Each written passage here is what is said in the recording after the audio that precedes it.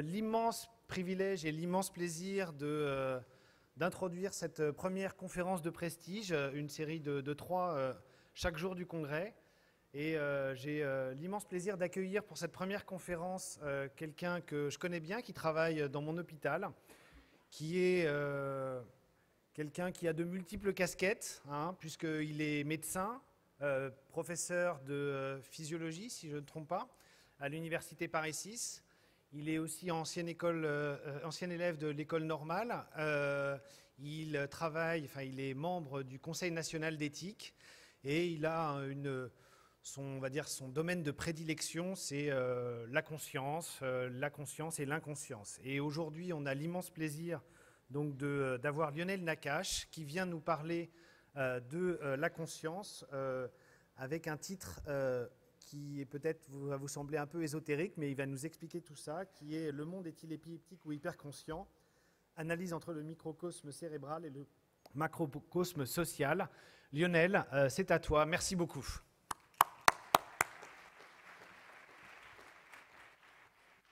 Juste traditionnellement, c'est une conférence de 30 minutes sans questions après. Bonjour à toutes et à tous. Alors, je vais commencer par lancer la présentation. Oui, ça marche. Bon, super. Et juste avant de commencer, je voudrais d'abord remercier vraiment chaleureusement le bureau, le comité d'organisation de la SRLF de m'avoir invité. Et je vais même intervenir 2 fois ce matin, donc je suis vraiment très content d'être parmi vous.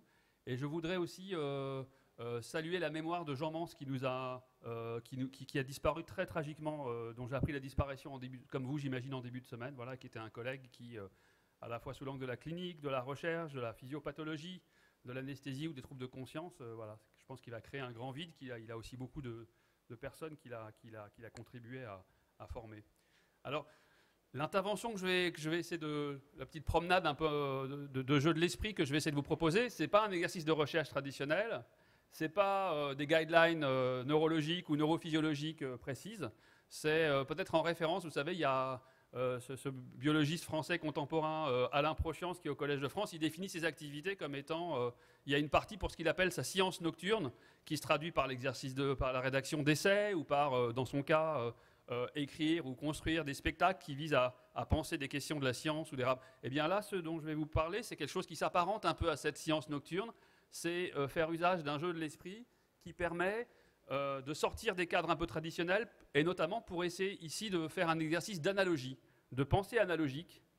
Et vous savez qu'en médecine et en recherche, l'analogie est un des mécanismes de l'esprit qui est les plus féconds pour arriver à tomber sur des choses qu'on n'avait pas prévues.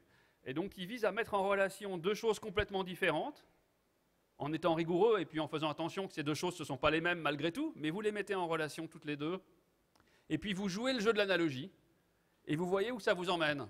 Alors la plupart des analogies sont stériles, elles ne servent à rien, donc on ferme la porte. Mais il y en a quelques-unes qui sont fécondes. Alors je ne sais pas si celle-ci l'est, mais en tout cas elle m'avait bien amusé il y a 1 an et demi.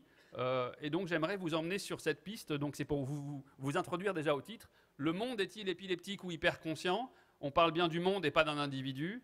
Et donc vous voyez tout de suite que l'enjeu de cette conférence un peu hors sentier classique de nos activités traditionnelles, elle va viser à faire une analogie entre le cerveau et la société, analogie qui peut être risquée, on va voir, et plus spécifiquement, une analogie entre la manière laquelle la communication au sein du cerveau existe et comment est-ce qu'on peut la mettre en relation avec la communication au sein d'une société, au sein de nos sociétés, comme ce matin, c'est un exercice typique de ça. Alors, je vais d'abord commencer par vous convaincre de l'intérêt d'une telle analogie. Pourquoi est-ce qu'on peut s'y livrer ? Parce qu'en fait, première chose, c'est que dans les 2 cas, l'objet microcosmique, donc le microcosme qui est le cerveau et le macrocosme qui est une société humaine, sont on pourrait dire, des objets qui sont structurés avec une complexité absolument diabolique. Il y a un écheveau de complexité de ces réseaux. Pour le cerveau, c'est les réseaux, on va dire, de neurones, sans parler des cellules gliales qu'on peut rajouter. Et évidemment, pour les sociétés notamment contemporaines, c'est tous les réseaux de communication, les formes de communication physique, numérique, etc., dans lesquelles on vit. Et encore ce matin, voilà, c'est un exemple typique de ça. Alors, on va essayer l'analogie de passer de l'un à l'autre. Donc, au cours des slides, des transparents, et puis des idées que j'essaierai de développer, eh bien, je vous indiquerai dans quel sens on va. Donc, je pense qu'en haut à gauche, il y aura soit le petit symbole cerveau pour représenter le fait qu'on est dans le domaine du microcosme. Et puis quand on basculera vers la société, vous aurez ce petit symbole qui pourra nous indiquer, et on fera des allers-retours en essayant aussi de voir où ça peut nous conduire.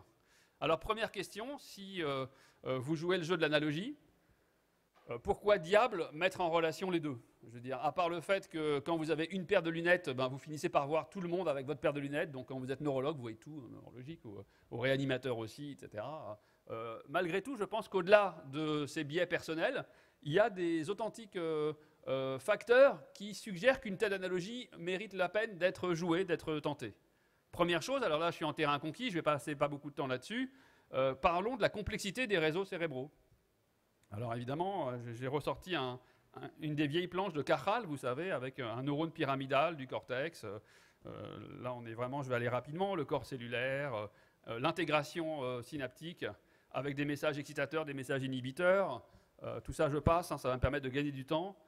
Et d'ailleurs, on pourrait dire que, là aussi, d'une manière analogique, on pourrait dire que de ce point de vue-là, la vie d'un neurone, c'est une sorte de, en plus on est en période électorale, c'est une période de suffrage permanent, c'est-à-dire qu'en permanence, il y a une intégration spatio-temporelle des messages excitateurs inhibiteurs et qui vont conduire à ce que le neurone prenne une décision, entre guillemets, soit de rester silencieux, soit d'envoyer un potentiel d'action qui, à son tour, va moduler, évidemment, par le biais de neuromédiateurs, les suffrages d'autres neurones. Et vous savez qu'on estime à peu près 80-100 milliards de neurones dans un cerveau humain et à peu près 10 000 synapses par neurone. Donc on voit tout de suite qu'on est évidemment dans une sorte d'hypercomplexité. Et depuis très longtemps, on dit que parmi les objets naturels, le cerveau est sans doute l'objet naturel qui est le plus complexe intrinsèquement, de fait de cette combinatoire dont on débute à peine à décrire les aspects les plus grossiers.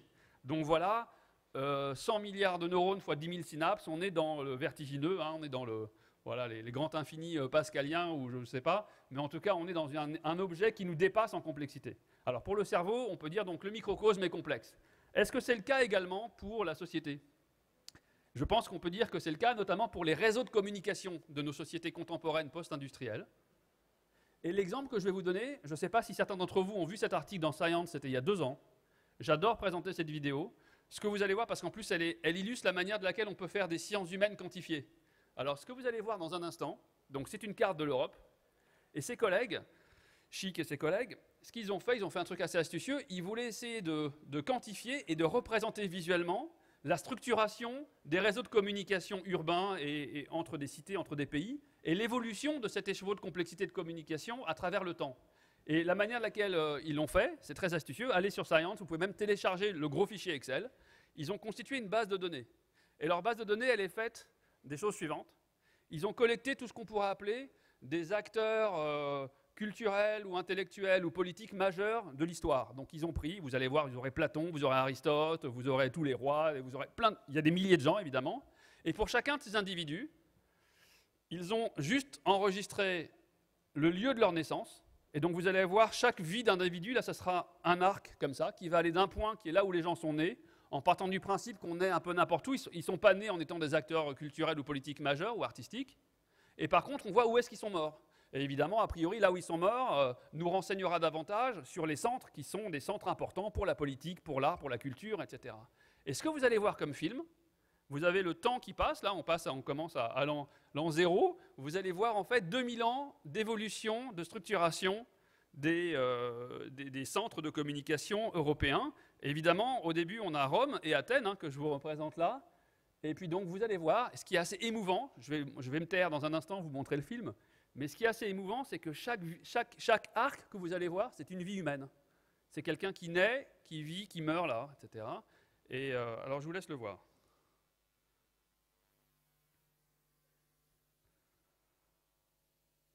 Vous voyez que pendant longtemps, c'est vraiment encore les deux centres antiques principaux, Rome et Athènes qui dominent. Et on voit Lyon, qui est longtemps avant Paris, qui apparaît comme centre urbain. Il y a quelques centres en Espagne. Et puis, on est encore là au VIe siècle. Ça met vraiment beaucoup de temps. Et vous allez voir cette explosion des réseaux de complexité de communication. Voilà, Paris, enfin, commence un peu à émerger. Et on commence à voir déjà là, un peu au XIe, XIIe siècle, il y a un peu un déclin, par exemple, de la Grèce, d'Athènes.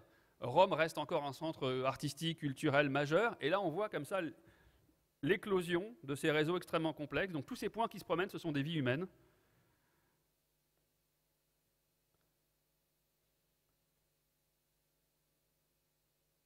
Et là, vous voyez déjà le départ pour les États-Unis, là, en fait, la migration.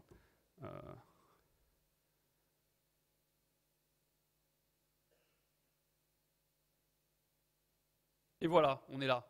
Donc effectivement, lorsqu'on arrive là en 2011 à la fin de ce film et qu'on pourrait continuer, on peut visualiser de manière rapide et prendre conscience uniquement de la complexité des réseaux de communication physique. Je ne parle même pas des réseaux numériques ici, qui structurent nos sociétés humaines. Au passage, ce n'est pas l'objet de cette étude, en tout cas de l'usage que j'en fais aujourd'hui, mais vous pourrez voir aussi que ça nous renseigne sur les styles des pays.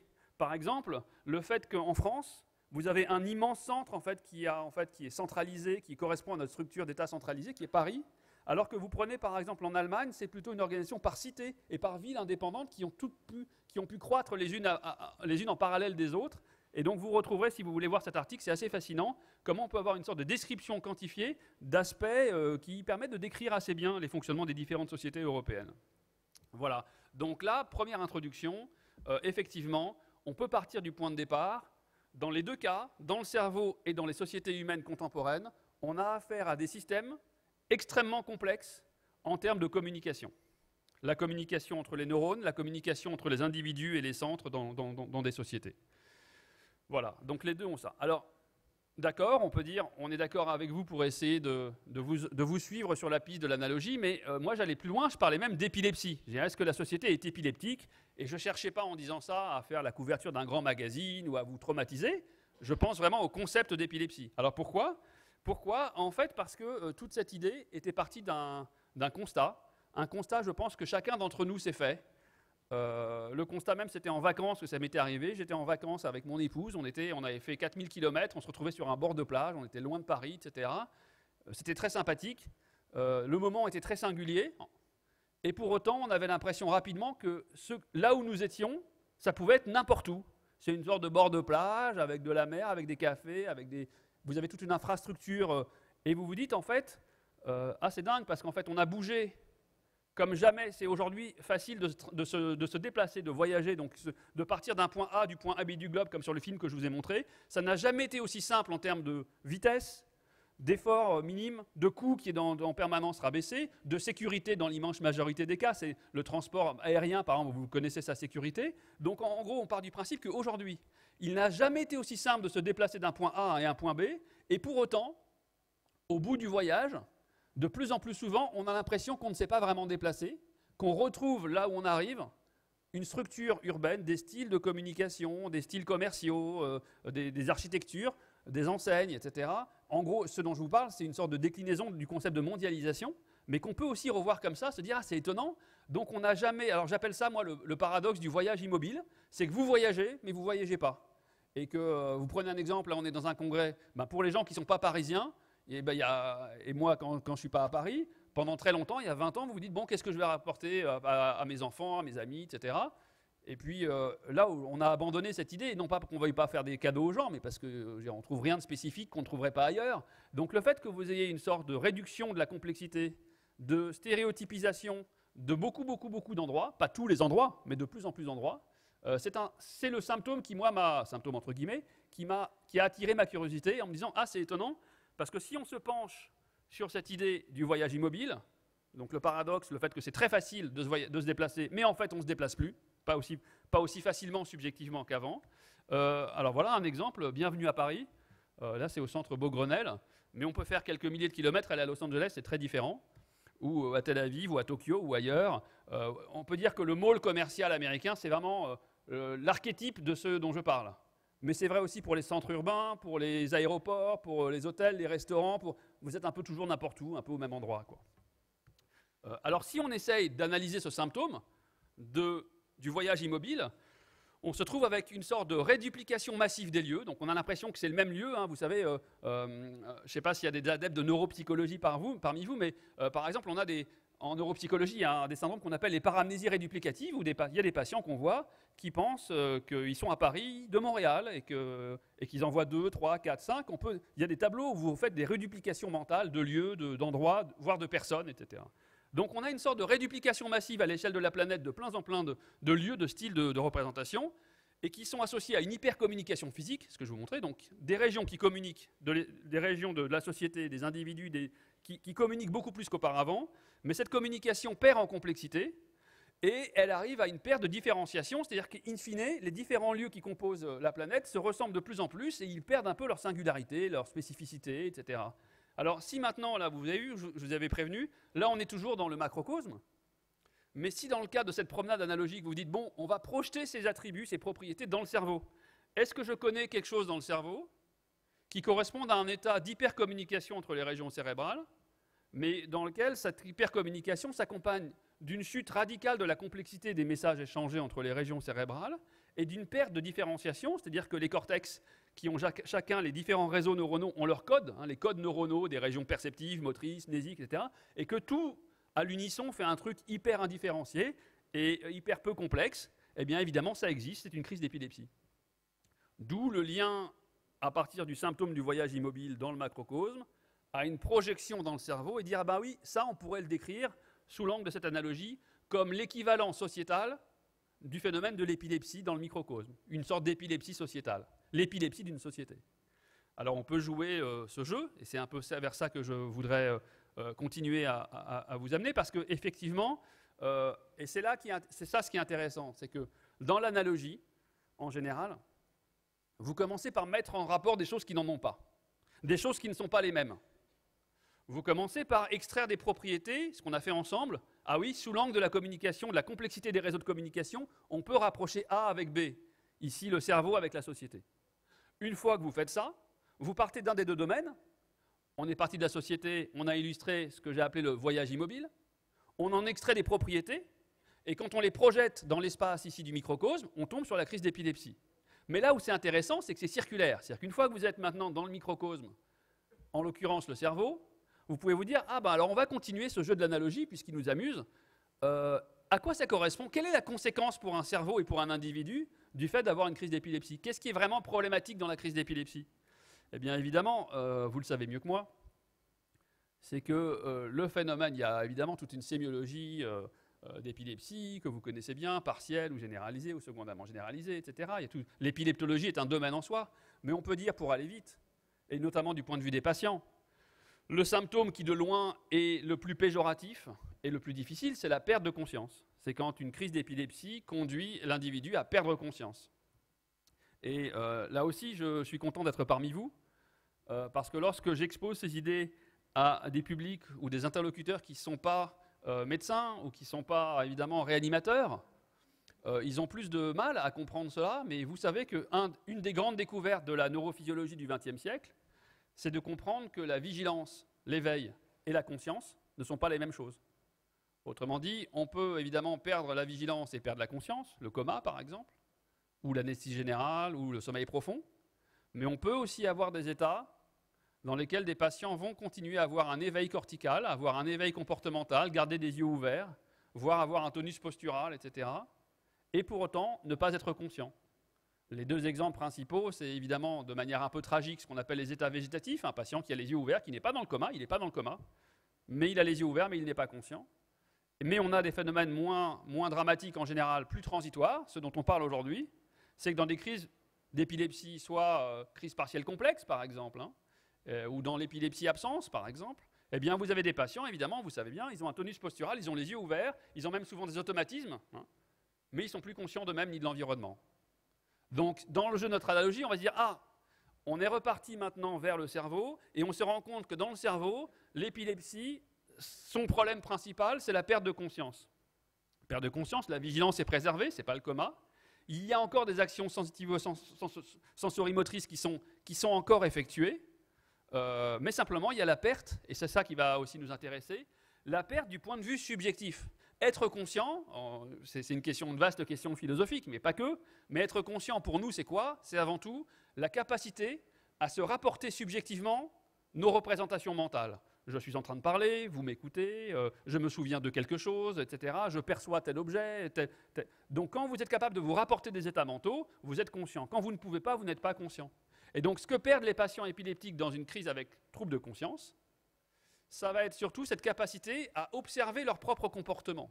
Autrement dit, à la capacité à pouvoir avoir une observation de soi, à pouvoir prendre une distance par rapport à ce que vous faites. Et évidemment, l'enjeu, c'est de monitorer ce que vous faites et de vous dire à chaque instant, est-ce que ce que je fais, c'est ce que je veux faire? Est-ce que je peux changer ma stratégie, changer mon comportement, etc. Et c'est pour ça que des patients qui ne sont pas conscients continuent à avoir des aspects persévératifs, des automatismes qu'ils ne sont pas capables de corriger parce qu'ils n'en ont pas conscience. Voilà. Alors, un exemple, avec Stanislas Dehaene et Jean-Pierre Changeux, depuis une vingtaine d'années, on développe un modèle neuroscientifique de la conscience qui s'appelle la théorie de l'espace de travail global. Et je ne vais pas la développer aujourd'hui, mais un des éléments majeurs, c'est que lorsque nous sommes conscients, par exemple ce matin chacun d'entre nous, nous sommes éveillés et conscients, eh bien quand nous sommes conscients, il y a une sorte de conversation à longue distance dans le cerveau, mais cette conversation elle est à la fois cohérente, elle est complexe et elle est différenciée. Et ce qui se passe intéressant, ça c'est un exemple d'un travail qu'on avait fait avec Fabrice Bartholomé à Marseille, ce sont des patients SEEG, dans le bilan préchirurgical de l'épilepsie, qui avaient des électrodes intracérébrales et chez lesquels on peut faire ces enregistrements. Et vous avez ce patient qui, en fait, va commencer par faire une crise qui commençait dans la face interne du lobe temporal, au niveau de l'hippocampe. L'objet du travail, c'était un patient fait une crise qui commence dans le lobe temporal. Au début, il est conscient. Il fait une crise partielle simple. Et puis, à un moment donné, il va perdre conscience. Cette crise partielle va devenir complexe. Et on voulait saisir le moment où la crise s'accompagne d'un trouble de conscience. Et ce qu'on a pu observer, c'est qu'elle se propage vers d'autres régions cérébrales, le cortex pariétal par exemple ici, et dès qu'elle atteint ce réseau fronto-pariétal important, le sujet perd conscience. Et cette perte de conscience, on a pu même la filmer et évaluer comportementalement. Eh bien, ce que vous voyez en fait, c'est que alors que le sujet, le patient ici, mais l'individu, a un cerveau qui a une communication à longue distance qui est importante, mais qui est complexe, riche et différenciée, dès lors que son espace de travail est envahi par quelque chose de très pauvre, d'hypercommunication, d'hypersynchronisation, donc un excès de communication, on pourrait dire, et qui réduit la complexité, le patient fait une crise d'épilepsie, il n'a plus conscience, et en fait, c'est une sorte de cri. Voilà, le patient, c'est comme si, dans l'analogie de la conversation, c'est comme si maintenant, au lieu que je sois en train de vous parler et que chacun d'entre vous, si chacun d'entre vous est un réseau cérébral, reçoit l'information et décide à son tour de répondre, c'est comme si à l'unisson, on faisait tous un râle, tous ensemble. Là. Ça serait un peu ça, la crise d'épilepsie dans le cerveau. Donc si maintenant on prend ces propriétés et qu'on les projette, donc ces propriétés qui viennent de l'épileptologie et de la psychologie de l'épilepsie, de la phénoménologie des crises d'épilepsie, si on les projette maintenant dans la société, on se dirait, alors, non seulement on a proposé qu'une société puisse être épileptique, mais on a proposé également maintenant qu'une société puisse perdre conscience du fait de ce mécanisme épileptique sociétal. Et ce qu'on entend par la perte de conscience d'une société, ce n'est pas la perte de conscience des individus. Ça s'appelle comment? Ça s'appelle un film de zombies. C'est ça l'erreur de catégorie. C'est un film de zombies, c'est un film où on veut représenter la perte de conscience d'une société, mais où on redescend à l'échelle individuelle, où chacun devient une sorte de zombie. En fait, c'est pas ça qu'on a en tête. La perte de conscience d'une société, chaque individu reste conscient, mais cette société elle-même continue à être engagée dans des actions automatiques, des actions stéréotypées, donc une société qui n'est pas inerte, qui continue à agir, même souvent à agir de manière assez diabolique, c'est-à-dire qui va être enfermée dans des automatismes, sans esprit critique, sans être capable au niveau de la société d'avoir des instances intermédiaires qui vont être capables de pouvoir observer ce que la société fait, de la critiquer, d'émettre un jugement opposé, d'avoir un débat qui va modifier comme ce qui se passe dans un cerveau. Et donc une société qui ferait ça, elle correspondrait, selon notre approche analogique, à une société inconsciente épileptique. Voilà, on commence à avoir un jargon sociétal. Et on peut se dire, évidemment, si on joue le jeu de l'analogie, on s'arrête un instant, est-ce qu'on a des exemples assez récents dans des sociétés déjà complexes, donc des sociétés qui sont déjà avec des réseaux de communication importants, des technologies de communication importantes? Est-ce qu'on peut avoir des exemples de sociétés qui, selon le jeu que je vous propose, auraient perdu conscience de fait de l'épilepsie sociétale?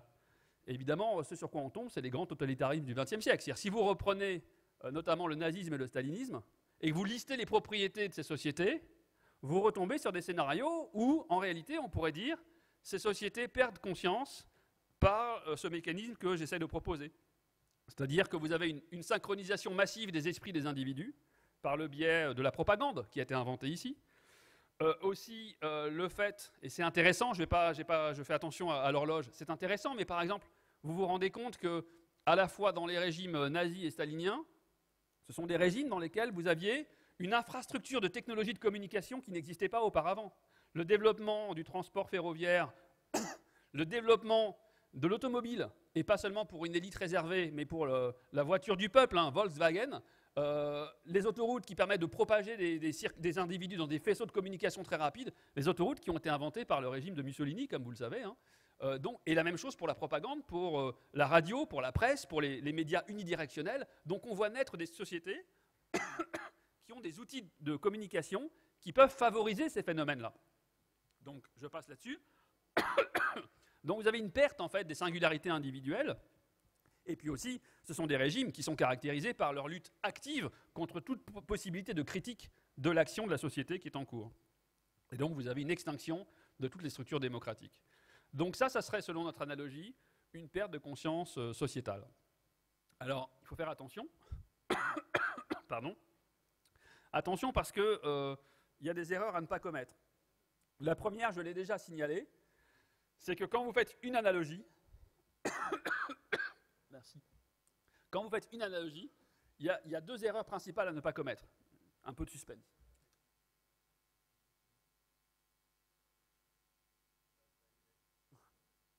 Oui, je suis en conférence. Première erreur, évidemment, c'est de faire une confusion des niveaux. Quand on parle de la perte de conscience, je vous l'ai déjà dit, dans cette analogie, ce n'est pas la perte de conscience des individus, c'est de la société. Et c'est ça qui est intéressant, c'est que vous avez des individus qui restent subjectivement conscients, le matin, ils savent où ils vont, etc., mais dans un fonctionnement global qui, lui, serait caractérisé par une perte de conscience de la société. Et deuxièmement, il y a une deuxième erreur à ne pas faire. Quand vous faites de l'analogie, il ne faut jamais oublier que vous ne faites ni une démonstration, ni vous établissez une identification entre les deux objets. Même à la fin de votre réflexion, une société n'est pas un cerveau n'est pas une société. Simplement, ça peut vous donner des liens qui vous font réfléchir et qui peuvent, eux, vous amener à faire d'autres démarches d'exploration. Alors, quels seraient les prérequis d'une société consciente? Donc là, on peut essayer de passer du côté presque médical, on peut se dire, bon, on va faire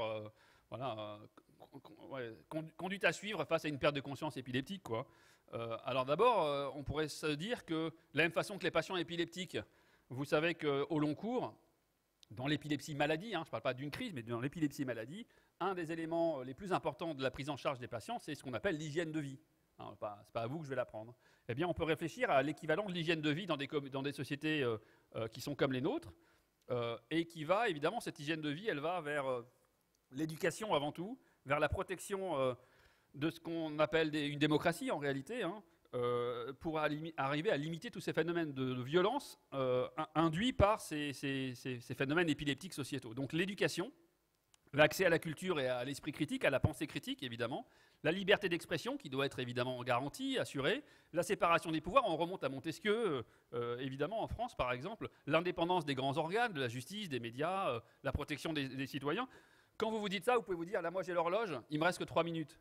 Vous dites, bon, il est gentil, ça fait 27 minutes qu'il parle, et donc il fait une sorte de détour très compliqué pour finir par nous dire en fait que pour protéger une démocratie, il faut faire quelque chose dont on n'a pas besoin de connaître les neurosciences pour dire ce que je viens de dire. Donc là, il y a deux conclusions. Soit on peut se dire, ce que je vous ai raconté, ça peut être amusant à penser, mais ce n'est pas très important, puisqu'on n'en a pas besoin pour arriver aux conclusions que j'énonce. Mais quand, inversement, vous avez deux chemins très différents, donc un chemin de réflexion, disons, de sciences humaines ou de spécialistes des sociétés, et un discours tel que celui que je viens de vous proposer, qui converge sur les mêmes résultats, ça peut vouloir dire aussi que ces résultats sont importants. C'est-à-dire que ces principes de protection sociétale sont sans doute importants. En tout cas, c'est mon interprétation. Voilà. Et je vais terminer aussi avec deux choses importantes.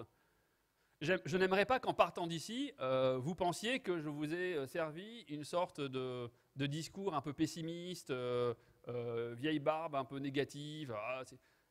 Alors, je vais mettre les choses au point très clairement.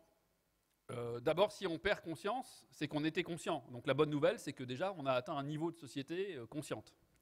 Et deuxièmement, le point le plus important, c'est celui-là sur lequel j'aimerais insister, c'est que mon point de vue là-dessus, c'est ça. C'est que je pense que nous vivons, à la lumière de ce que je vous ai dit, dans des sociétés qui ont atteint un niveau de communication, de réseau de communication complexe, suffisamment important pour atteindre des niveaux de conscience sociétale comme on n'en a jamais eu avant. On peut discuter, quoi. Aujourd'hui, on ne pourra pas discuter, mais on pourra discuter plus tard. Je pense vraiment qu'on a développé des outils qui nous permettent, au niveau de la société, je ne parle pas des individus seulement, d'avoir des sociétés extrêmement complexes, extrêmement riches, extrêmement différenciées, qui peuvent atteindre un niveau de conscience, c'est pour ça que je parlais d'hyperconscience, mais que, évidemment, dans le même temps, le fait d'avoir atteint ce niveau-là vous expose, comme dans un cerveau humain, vous expose aux complications d'une épilepsie du système. Autrement dit, je ne dis pas que le monde est épileptique, mais je dis que le monde a un potentiel épileptique comme il n'en a jamais eu, mais parce qu'il a un potentiel de conscience comme il n'en a jamais eu non plus. Et que tout l'enjeu, du coup, ça réinstaure la place même des démarches citoyennes, hein, c'est d'arriver à gérer, à évoluer dans un monde qui soit complexe comme celui-ci. Voilà. Je vais vous donner un exemple. Pour les médias, eh bien, vous passez d'une époque, début du XXe siècle, où vous avez essentiellement des médias unidirectionnels.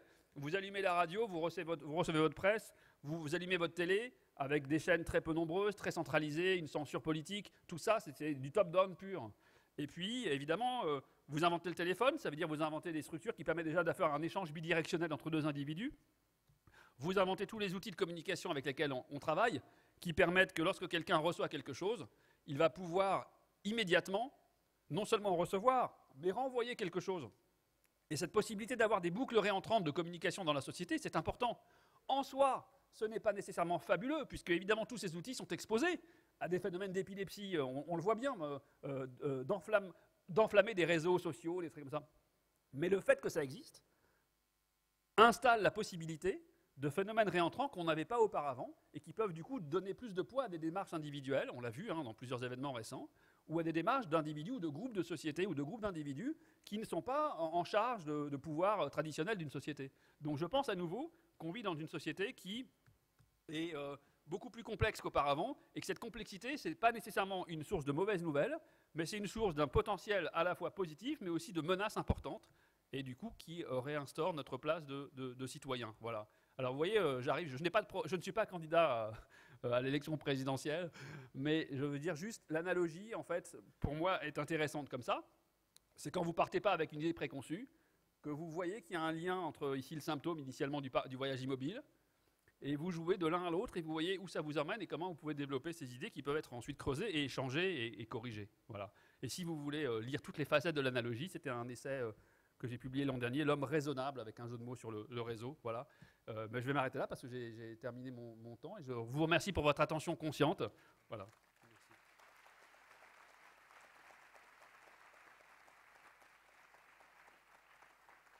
Merci beaucoup.